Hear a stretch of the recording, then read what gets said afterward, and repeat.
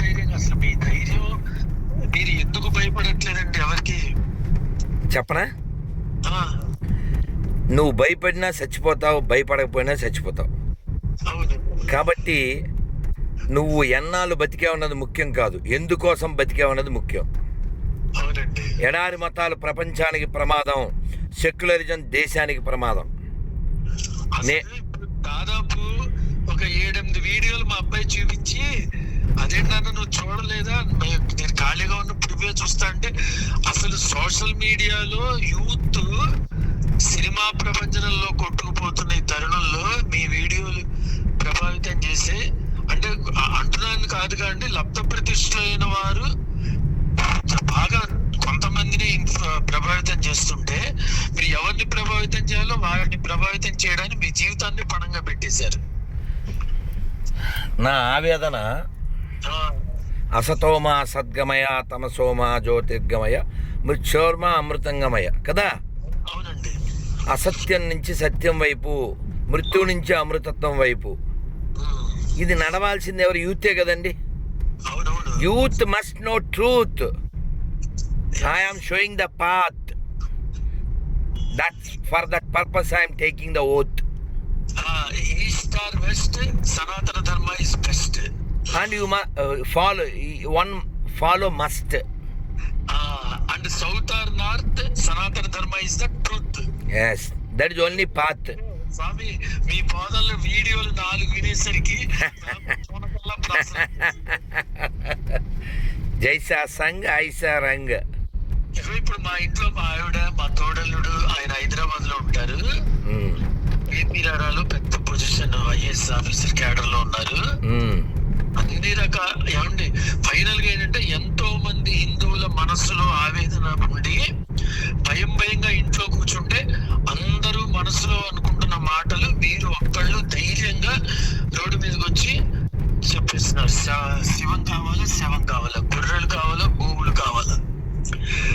అయ్యో బాబాయ్, అసలు కాదండి, మీకు ఈ ధైర్యం ఇచ్చిన మీ తల్లిదండ్రుల్ని బాగా అసలు వాళ్ళకి నమస్కారాలు పెట్టాలండి.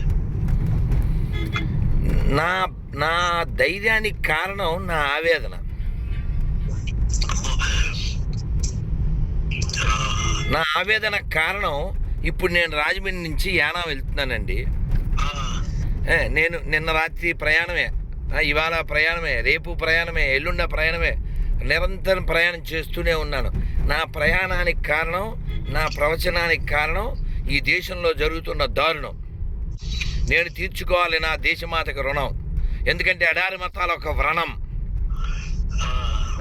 ఇప్పుడు నిన్న బంగ్లాదేశ్లో, బంగ్లాదేశ్లో వాళ్ళు అలా కాల్చి కొట్టి చంపేశారు. కారణం ఏంటి? వాళ్ళ మస్తకానికి పనికిమాలిన పుస్తకం ఎక్కడమే కదా.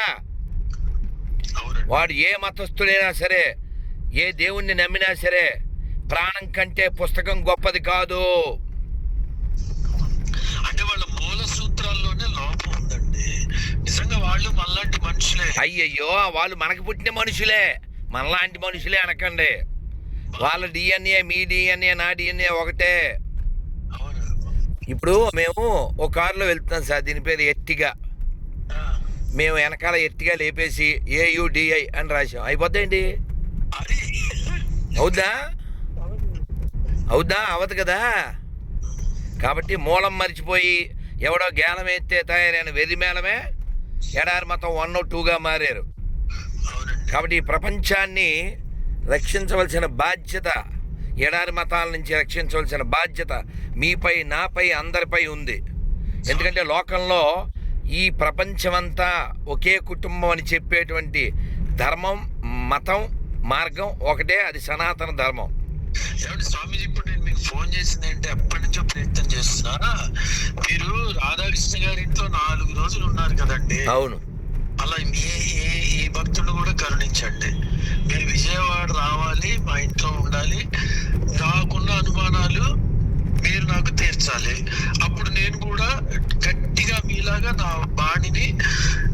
వాణితో వినిపించి రాజు కాకపోయినా రాణి అయినా అవుతా. చాలా సంతోషం అండి. దేవీనగర్ హిందూ ఆత్మీయ సమ్మేళనానికి వస్తున్నారు కదా స్వామి. 28 దేవీనగర్ లో విజయవాడ. అది ధర్మధ్వజం ప్రసాద్ గారు చెప్పారు అదే. అవునండి. కానీ అదే సమయానికి నాకు వేరే చోట వక్తగా నన్ను పంపించారు. నేను RSS లో నగర సహకారి జీ జీ జీ జీ మనం ఆ సందర్భం కాకపోయినా వచ్చే నెలలో మళ్ళీ కలుద్దాం జీ, లేదా పై నెలలో. తప్పకుండా మీరు మా ఇంటికి వచ్చి మా ఆత్మీయ స్వీకరించాలండి. అయ్యో జీ, తప్పనిసరిగా జీ. లోటస్ ల్యాండ్ మార్క్ పక్కనే ఉంటాను.